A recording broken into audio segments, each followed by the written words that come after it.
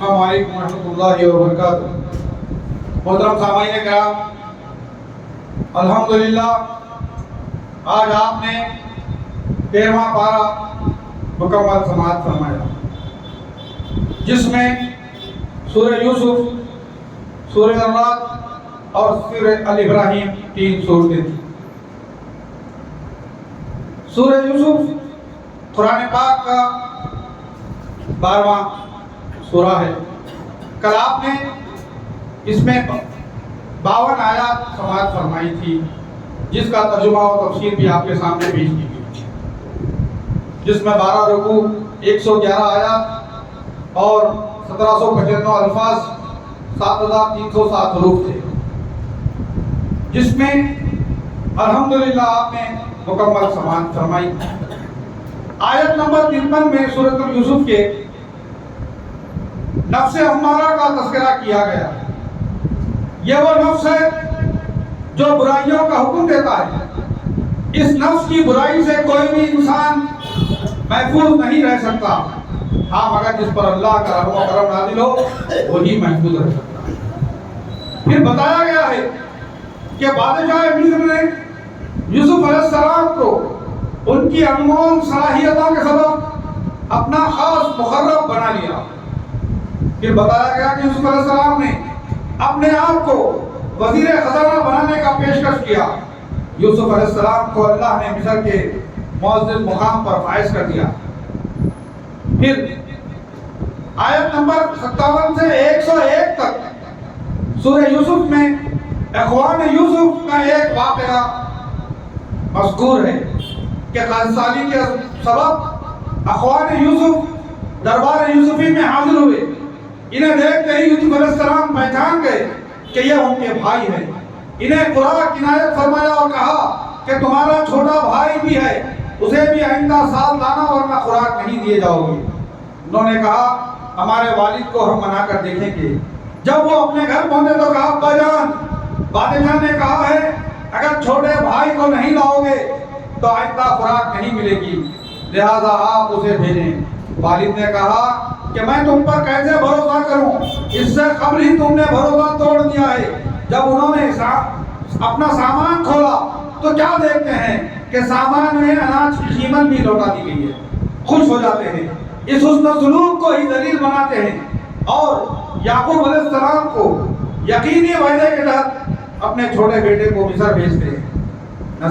نصیحت کرتے ہیں کہ تم ایک راستے سے داخل نہ ہو، سب الگ الگ راستوں سے مصر میں داخل ہوتے جانا۔ اپنے چھوٹے بھائی کو انہوں نے دربار یوسفی میں پیش کیا۔ یوسف اپنے بھائی سے کہتے ہیں گھبراؤ نہیں، میں تمہارا بھائی یوسف ہوں۔ انہیں پھر خوراک دے دی جاتی ہے اور روانہ کر دیا جاتا ہے۔ اور یوسف علیہ السلام کا مقصد تھا کہ اپنے چھوٹے بھائی کو روک لیں۔ اس کے لیے یوسف علیہ السلام چال چلتے ہیں کہ تولنے کا پیمانہ اپنے بھائی کے سامان میں چھپا دیتے ہیں۔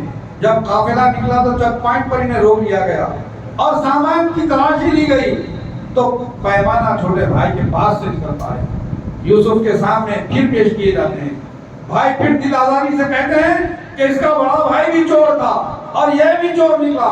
یوسف کے دل پر بڑی چوٹ لگی، لیکن انہوں نے صبر سے کام لیا۔ تمام بھائی کہتے ہیں کہ بادشاہ ہم میں سے کسی کو روک لو ورنہ ہمارے والد صدمہ سہ نہیں پائیں گے۔ قانوناً چھوٹے بھائی کو روک لیا جاتا ہے۔ والد کی خدمت میں حاضر ہو کر کہتے ہیں کہ ابا جان آپ کا بیٹا چور نکلا۔ یعقوب علیہ السلام کہتے ہیں یہ تمہاری من گڑت کہانی ہے، مجھے مت سناؤ، میں صبر کر لوں گا۔ اللہ تعالیٰ انہیں 1 سال مجھ سے ملائے گا۔ غم کے مارے یعقوب علیہ السلام کی آنکھیں سفید ہونے لگی اور کہنے لگے میں اپنا گلہ شکوہ تو صرف اللہ ہی کے سامنے پیش کروں گا۔ ایک مدت کے بعد والد کہتے ہیں کہ جاؤ اپنے بھائیوں کی کوئی خبر لے آؤ، نہ جانے وہ کس حال میں ہوں گے۔ پھر یہ لوگ دربار یوسفی میں حاضر ہوتے ہیں اور قرآن ایسے انداز میں مانگتے ہیں جیسے قرآن نے صدقہ یعنی ہم پر قرآن کا صدقہ کرو۔ بھائیوں کی یہ عاجزی یوسف کو دیکھی نہیں گئی۔ تب یوسف علیہ السلام حقیقت حال کو بیان کرتے ہیں کہ پتہ ہے تمہیں کہ تم نے یوسف کے ساتھ جہالت کا معاملہ کیا ہے۔ وہ شدت رہ کر پوچھتے ہیں کہ کیا تم ہی یوسف ہو؟ کہتے ہیں ہاں میں ہی یوسف ہوں اور یہ میرا بھائی۔ وہ سب نادم ہو جاتے ہیں اور معافی چاہتے ہیں، یوسف نے انہیں معاف کر دیا۔ یہاں ایک نقطہ یہ ہے کہ جو لوگ صبر کرتے ہیں اور تقویٰ اختیار کرتے ہیں انہیں اللہ تعالیٰ بہترین درجہ عطا کرتا ہے۔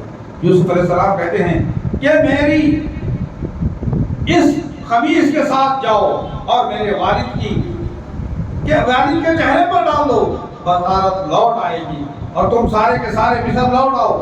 جب بھائی واپس لوٹ رہے تو یوسف علیہ السلام کہتے ہیں کہ مجھے یوسف کی خوشبو آ رہی ہے۔ قافلہ آیا اور یوسف کا کرتا والد کے چہرے پر ڈال دیا گیا، ان کی بصارت لوٹ آئی۔ یعقوب بیٹوں سے کہتے ہیں کیا میں تمہیں نہیں کہتا تھا کہ میں اللہ کی جانب سے وہ جانتا ہوں جو تم نہیں جانتے؟ اولاد شرمندہ ہوتی ہے اور معافی کی درخواست کرتی ہے۔ سب لوگ مصر لوٹ آئے۔ یعقوب کو یوسف نے اپنے عرش پر بٹھا دیا اور سب سجدے میں گر گئے۔ تب یوسف علیہ السلام نے کہا ابا جان یہی میرے خواب کی تعبیر ہے۔ میرے بھائی شیطان کے بہکاوے میں آ گئے تھے، پھر اللہ کی نعمتوں پر شکر گزاری بجا لاتے ہیں اور خاتمہ بھی خیر کی دعا کرتے ہیں۔ پھر خبر دی گئی ہے کہ اکثر لوگ ایمان کا دعویٰ کرتے ہیں لیکن کبھی کہ مشرک ہو گئے انہیں احساس کرتے ہیں۔ نبی اکرم صلی اللہ علیہ وسلم کو حکم دیا گیا ہے کہ وہ انسانیت کو اس بات کی تلقین کرے کہ جس راستے کی جانب دلائل و براہین کی روشنی میں دعوت دے رہا ہوں وہی سیدھا راستہ ہے جس پر میں اور میرے پیروکار ہیں۔ اللہ کی ذات ہر عیب سے بالا تر ہے اور میں اسی کا فرما بردار ہوں۔ گویا اس آیت میں انبیاء کا منہج بتا دیا گیا ہے۔ پھر آخری آیت میں بتایا گیا ہے کہ یہ کوئی من گھڑت کہانی نہیں ہے، یہ سابقہ لوگوں کی تصدیق کرنے والی اور ہر چیز کی تفصیل ہے، ہدایت اور رحمت ہے ایمان والوں کے لیے۔ بھائیو اللہ نے اس سورہ کو سورۃ یوسف کو احسن القصص کہا۔ اس میں بہت سارے نکات ایسے ہیں جو ہم روزانہ زندگی میں دیکھتے ہیں۔ ایک تو اس میں سوتیلے بھائیوں کا تذکرہ ہے جو برادران یوسف کے نام سے کہا گیا ہے کہ انہوں نے جب والد سے شکایت کی تو کہا تھا ان ابنک سرقہ، تیرے بیٹے نے چوری کی، اور اللہ نے اسے احسن القصص کہا۔ پھر اسی طریقے سے جو رائتہ والشمس والقمر رائتہ للساجدین کہ چاند اور سورج 11 ستارے مجھے سجدہ کر رہے ہیں، تو یہ وہی واقعہ ہے کہ جب یہ مصر کے بازار میں جب دربار میں پہنچتے ہیں یوسف علیہ السلام کے تو سب کے سب سجدے میں گر جاتے ہیں، دیکھتے ہیں کہ یوسف علیہ السلام مصر کے بادشاہ بنتے ہیں۔ پھر الحمدللہ یہاں سورۃ یوسف ختم ہوا اور سورۃ الرعد یہاں سے شروع ہوتا ہے۔ یہ سورت مکی ہے، اس میں 43 آیتیں ہیں۔ یہ قرآن پاک کی 13ویں سورت ہے جس میں 6 رکوع ہیں، الفاظ 850 ہیں، حروف 3450 ہیں، جس میں اللہ رب العالمین نے اپنی توحید بیان کی ہے کہ اس نے بے ستونوں کے آسمان کو بلند کیا، مستوی علی العرش ہوا، سورج اور چاند کو پیدا کیا جو اپنے مدار پر گردش کر رہے ہیں، اسی نے زمین کو پھیلایا، اس میں پہاڑ گاڑ دیے، پانی کے چشمے بہائے اور ہمہ اقسام کے میوے پیدا کیے، ہر ایک کے جوڑے پیدا کیے، رات اور دن کو بنایا، جس میں غور و فکر کرنے والوں کے لیے نشانیاں ہیں۔ زمین کے مختلف ٹکڑے سرسبز و بنجر بنائے، انگور کے باغات، کھیتیاں، ہمہ اقسام کے کھجور سب ایک ہی پانی سے سیراب کیے جاتے ہیں، لیکن سب کا مزہ الگ الگ ہوتا ہے۔ یہ اللہ کی توحید، اللہ کی قدرت، اس کی اولوہیت، ربوبیت، اس کے اسماء و صفات، اس کی بادشاہت کا، اس کے کن فیکون ہونے کا، اس کی نعمتوں کا اللہ نے تذکرہ کیا ہے۔ پھر کفار کے تعجب کو بیان کیا گیا ہے جو موت کے بعد دوبارہ پیدا کیے جانے کا انکار کرتے ہیں۔ انہیں تعجب تھا کہ مر کر مٹی پلید ہونے کے بعد پیدائش کیسے ہوگی۔ پھر نبی اکرم صلی اللہ علیہ وسلم کو حکم کہا گیا ہے کہ آپ تو لوگوں کو ڈرانے والے ہیں، ہم نے ہر قوم میں رسول بھیجے ہیں۔ پھر اللہ کے علم کا احاطہ کیا گیا ہے کہ مادہ اپنے پیٹوں میں جو بھی اٹھاتی ہے اس کے رحم کی تبدیلی اور پیدائش کا نظام الاوقات سب اسی کے علم میں ہے، ہر چیز اس کے پاس حد و مقدار ہے، وہی ظاہری و باطنی گفتگو کو جانتا ہے، رات و دن کی تبدیلی اسی کے علم میں ہے۔ اس نے فرشتوں کے آنے اور جانے کا نظم و نسق رکھا ہے تاکہ اللہ کے احکام کی حفاظت ہو سکے۔ اللہ تعالیٰ کسی بھی قوم کے حالات کو اس وقت تک نہیں بدلتا جب تک کہ وہ خود اپنے آپ کو بدلنے کی کوشش نہ کرے. جب اللہ کسی قوم کو تباہ و برباد کرنا چاہتے ہیں تو کوئی انہیں بچا نہیں سکتا. پھر اللہ تعالیٰ کی قدرت بیان کی گئی ہے کہ وہ خوف و خواہش کے ساتھ بادلوں کو سایہ فکر کرتا ہے, بجلی اور بادلوں کی گھنگرت دکھاتا ہے, اور بجلیاں اللہ کی تسبیح بیان کرتی ہیں, اور اس کے خوف سے ملائکہ بھی اللہ کی تعریف میں لگے ہوئے ہیں. پھر بتایا گیا ہے جو لوگ اللہ کو چھوڑ کر غیروں کو پکارتے رہے ہیں وہ انہیں کبھی بھی جواب دینے والے نہیں ہیں.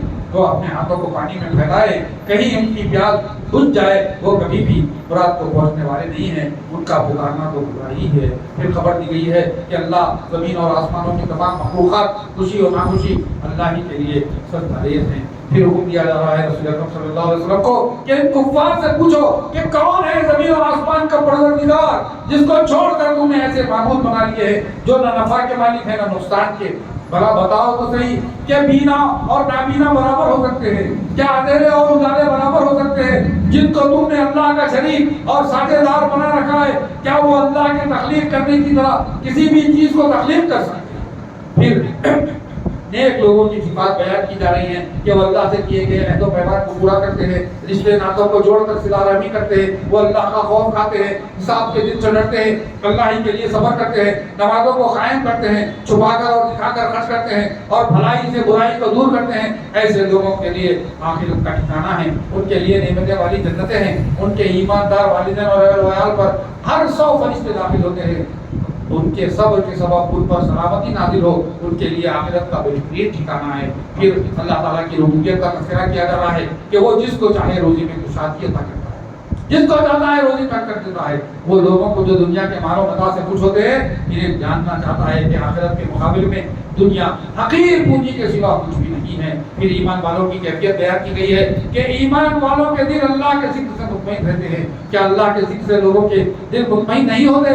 جو لوگ ایمان لائے اور عمل صالح کیے ان کے لیے جنت کا مقام دعا ہے, سب سے بہترین ٹھکانہ ہے. پھر بتایا گیا ہے کہ کفار کا معاملہ تو یہ ہے کہ اگر اس قرآن کو سن کر پہاڑ وہ زمین چلنے لگے اور مردے بول اٹھیں تب بھی یہ ایمان نہیں لائیں گے. پھر بتایا گیا ہے کہ جسے اللہ نے گمراہ کر دیا اسے کوئی ہدایت نہیں دے سکتا. پھر خبر دی گئی ہے متقیوں سے جنت کا وعدہ کیا گیا ہے کہ اس کے نیچے نہریں بہ رہی ہیں جس کے کھانے اور سائے ہمیشہ کے لیے ہے. یہ متقین کا ٹھکانہ ہے. اس کے برخلاف کافروں کا ٹھکانہ جہنم ہے. پھر خبر دی جا رہی ہے کہ اہل ایمان کو قرآن مجید کے تھامنے پر خوشی ہوتی ہے اور منکرین قرآن اس کی بعض باتوں کا انکار کرتے ہیں. پھر قرآن کی عظمت بیان کی گئی ہے کہ حکم دیا گیا ہے کہ قرآنی احکام کے آ جانے کے باوجود کفار کی خواہشات کو نہ مانے ورنہ اللہ اپنی ذمہ داری سے بری ہوگا. پھر خبر دی گئی ہے جتنے بھی رسولوں کو اللہ تعالیٰ نے مبعوث کیا ہے سب کے سب اہل و عیال والے تھے. پھر رسول اکرم صلی اللہ علیہ وسلم کو حکم دیا جا رہا ہے کہ آپ کی ذمہ داری صرف اللہ کا پیغام پہنچا دینا ہے. کافروں کا اعتراض بیان کیا گیا ہے کہ وہ کہتے ہیں آپ اللہ کے رسول ہی نہیں ہیں. ان سے کہہ دو کہ ہمارے درمیان اللہ کافی ہے جس کے پاس کتاب کا علم ہے. الحمدللہ جہاں سورۃ الرعد مکمل ہوئی پھر ہم نے قرآن پاک کا 14واں سورہ ال-ابراہیم کی سماعت فرمائی جس میں 7 رکوع ہیں, 831 الفاظ ہیں, 3461 حروف ہیں اور الحمدللہ آج ہم نے اس کی 52 آیات سماعت فرمائی.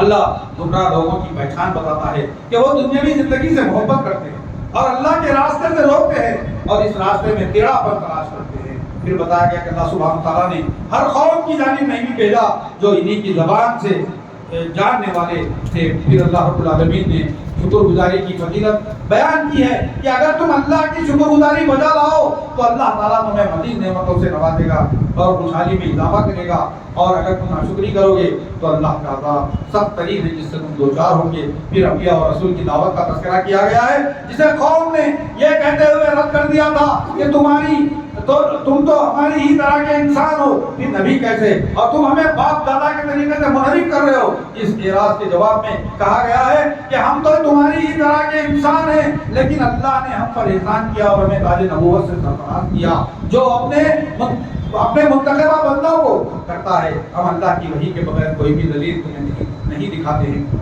پھر رسولوں کی دعوت کا انکار کرنے والوں کو عذاب سے ڈرایا گیا ہے.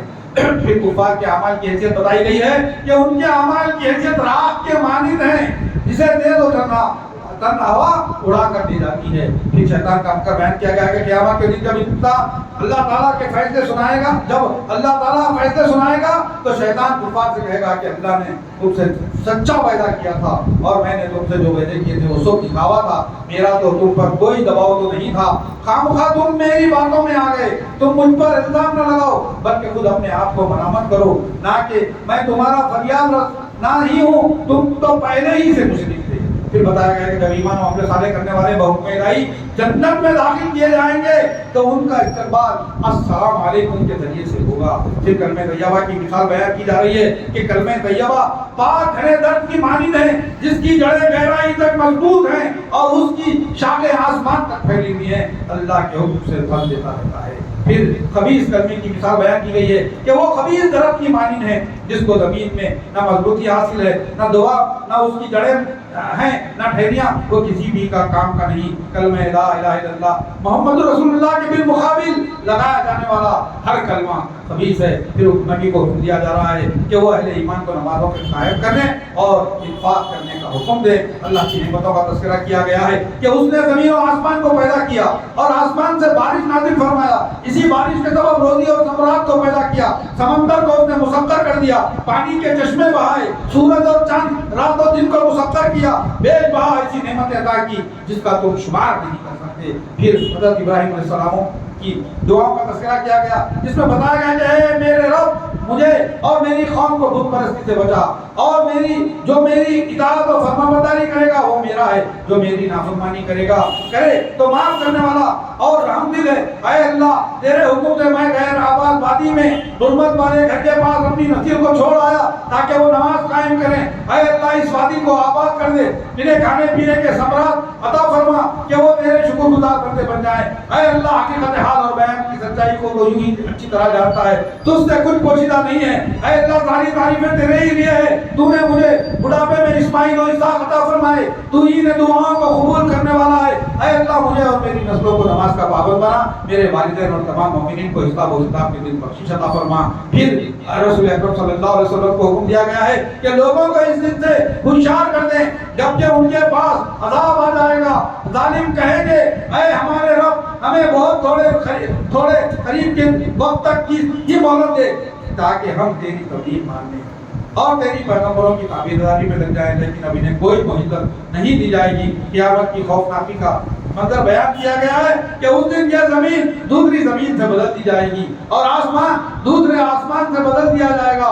सब अल्लाह के सामने होंगे और मुजरिम और गुनहगार जंजीरों में एक दूसरे से झगड़े हुए होंगे, इनके लिबास नंदक के होंगे और चेहरे जहन्नुम में झोंके हुए होंगे। यहाँ अल्हम्दुलिल्लाह 52वीं आयत तक हमने आज सूरतुल इब्राहीम की तिलावत समाप्त फरमाई। इंशाअल्लाह कल हम कुरान पाक का 14वां पारा और बाकी आयतों को समझेंगे, पढ़ेंगे और उसकी तफहीम को सुनने की कोशिश करेंगे। अल्लाह तबारक व तआला से दुआ है कि बारे इलाह हम तमाम को ईमान और इंसाफ के साथ रोज़े रखने की तौफीक अता फरमा, हमारे गुनाहों को माफ़ फरमा, हमारी खताओं को दरगुजर फरमा, हमारे वालिदैन की मग़फ़िरत फरमा, हमें जो बीमार हैं शिफाए आजिला और कामिला नसीब फरमा, हम तमाम की रोज़ियों में खैर व बरकत अता फरमा, हम तमाम को नज़र बस से महफूज फरमा, हम तमाम के घरों में खैर व बरकत अता फरमा, हम तमाम के बीवी बच्चों में खैर व बरकत अता फरमा।